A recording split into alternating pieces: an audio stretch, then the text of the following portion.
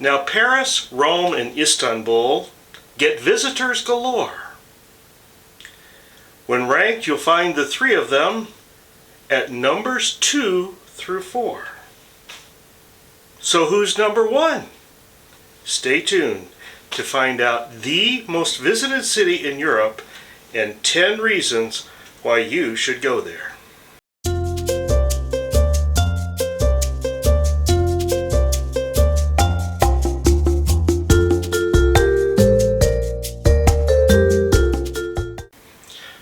Welcome back to My Travel Window, where our goal is to help you understand what should be on your bucket list and how to get there and what to see when you do. Today we reach the halfway point of our 2022 6-week journey, and we arrive at the most visited city in Europe and one of our favorite destinations. Yes, we're in London. And today I'm going to walk you through 10 of the most compelling reasons why you should visit this fabulous city. We've been fortunate enough to visit London on 3 separate occasions starting in 2015. And the pictures and videos that you see on this video are going to be footage from each of those 3 trips. So without further ado, let's get into the 10 reasons. Number 1, palaces. Buckingham and Kensington. So, okay, I cheated a little bit. So what I've done is picked 10 features that have multiple parts. So when you get done, there's going to be maybe close to 20 actual geographical places, but they represent different features, and in many cases you can choose either one of these. So first I'm going to start with palaces. There's 2 famous palaces in London. There's Buckingham Palace, which is the official residence of the monarch. For 70 years it was home to Queen Elizabeth, and now it's home to her son, King Charles. Located in the very heart of London, this star attraction brings thousands of people every year. I recommend arriving early for the changing of the guard ceremony. So, to be fair, there are 2 types of guards at Buckingham Palace. There's the ceremonial guards that you see in the fancy hats, which don't have loaded guns, and there are actual guards who patrol the grounds with automatic weapons. It will be crowded if you come for the changing of the guard ceremony. It happens daily in June and July. It happens 4 times a week the rest of the year, so check and make sure you can attend one of those. Tours of the palace are available in selected dates, July to October. We recommend you purchase a tour that includes the royal gardens as well. It's not very much more money, and you'll really enjoy it. Pictures are not allowed inside for security reasons. I was stunned to see that the back of the palace is strikingly different from the front. It's warm and inviting in contrast to the stone prison guard look of the front. It opens onto a huge park-like setting that is surrounded by a very serious security wall. The garden tour is more like a park tour with hundreds of species of plants and flowers. Now, located about 2 miles away is Kensington Palace, the home of various other members of the royal family. The tour of Kensington features the portions of the house that tell the story of Queen Victoria as a young child, and also the story of the co-rulers William and Mary. It's a very educational and fun tour that even includes a touch of dress-up if you so choose, which I did. Grounds are also fascinating. Number 2, parks. Each of the 2 palaces that I just mentioned is located at the edge of a large urban park. Hyde Park, next to Kensington, is about half the size of Central Park and has a wide open feel. St. James Park is wedged between Parliament and Buckingham in more central London. It's a very picturesque showcase park that features an extensive collection of plants and birds imported from all corners of the British Commonwealth. It's about a 15 to 20 minute walk from Big Ben to Buckingham Palace, but it's well worth it to take 5 minutes extra, go adjust your course a little bit, and take the fairly direct path that runs straight through St. James Park. You will not regret it. It's also a lovely place for an outdoor lunch.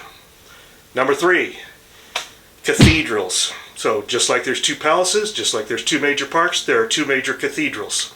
Next to Parliament is the venerated Westminster Abbey, location for many royal weddings and funerals, and somewhat creepily, the final resting place of virtually every royal monarch for 700 years, from perhaps 1,000 and something to about 1,700 and something, as well as scores of famous Englishmen. You might recognize some of these names. Isaac Newton, Laurence Olivier, Sir Charles Barry, he's the architect of the Houses of Parliament, Charles Darwin, David Livingstone, Charles Dickens, Geoffrey Chaucer, Rudyard Kipling, the list goes on and on. Built later and more beautiful in my eyes, St. Paul's Cathedral has a beautiful dome designed by Christopher Wren. It's pretty on the inside, but my favorite part was the trek up to the top of the dome, from which you can see dazzling views of the neighborhood. To the side of St. Paul is a street that leads to Millennium Bridge, a walking bridge that spans the Thames River. My favorite photos of St. Paul's are the ones from this bridge at night. You won't forget the experience, as you can see here. Number 4, Tower Bridge and the River Thames. While we're on the subject of bridges and the River Thames, now it looks like it should be pronounced Thames, but it's pronounced Thames, T-E-M-S. Our next landmark is the Tower Bridge. It's named for its proximity to the Tower of London, which we're going to come to next. Tower Bridge has a center section, which raises to allow passage of tall ships, and its most notable feature is the walkway over the roadway. It's complete with a glass floor that freaks out some people, including my wife, but since the literature says it will support multiple elephants, I figured I was safe. By the way, London has a great hop-on hop-off bus system, and some of the tickets include a boat tour of the Thames from which you can get great views of the architecture of the city and particularly this bridge. It was a very low-cost addition to the tour price and well worth it. Number 5, the Tower of London. Tower of London is a walled fortress that's almost 1,000 years old. The most famous display is the crown jewels, protected by the Queen's own bodyguards, the Beefeaters. Knowing that, you should treat this like you would treat Disneyland, where you make sure you're there right when it opens and go first off to the most popular attraction. As you can see from this picture here, we arrived about 5 minutes after the 9 o'clock opening hour. And there was no line. Within a half an hour it had started forming and continued to grow all day. And that's despite the fact that once inside they put you on a moving sidewalk to keep the crowd moving past the crown jewels. The rest of the tower is a vast multi-building museum which focuses on war aspects of the British Empire. And so it focuses on torture, death, imprisonments, hauntings, and armaments. It has a... I can explain it easily. I stood by him, yes. I kept him on the throne, yes. And did he thank me? No. He didn't give me a thing. Didn't give me any land. Didn't give me any new titles. He didn't even give me any money. Number 6, museums. Just like everything else, there's 2 very famous museums within London. Actually, there's more, but I'm going to focus on the British Museum and the Museum of Natural History. While the Tower of London represents the history of the British Isles, the British Museum is on the short list of the most famous museums of the world. It has world-famous artifacts like the original Rosetta Stone. It has archaeological displays that are massive and original from Egypt, from Athens, from other parts of the Middle East. It's fabulous. The Museum of Natural History is famous for its gigantic whale in the ceiling, the skeleton of a whale. It's an interesting sight and interesting architecture in the building. Before I continue to the last 4 reasons to visit London, let me invite you to subscribe to my channel. It doesn't cost anything. You don't have to subscribe to YouTube. All you have to do is, when you get to YouTube, be logged into your browser with anything that has an email address, and it will allow you to subscribe. It helps the channel tremendously by getting it out to more people. Number 7, the London Eye. Of all attractions I list, this is the newest. It's a giant Ferris wheel that was added to London as a welcome to the new millennium. It's been continuous operation since March of 2000 under various private owners. It moves very slowly. It takes about 30 minutes to make a complete loop. And since it costs between $30 and $40 to get on, you realize you're paying $1 a minute for the experience. And it's the kind of thing that everybody should do once. You get great views of the city, and it's a great experience as you go through. And you can see from the inside, it's not what you would normally think of from the inside of a Ferris wheel. Number 8, Parliament. Of course, one of the views you can see from the eye and from almost anywhere along the banks of the River Thames in London is the Parliament building. On the one side of the building, one end is Big Ben, maybe the most famous landmark in London, and on the other end is the Royal Entrance, which is where the monarch enters when they come to visit Parliament.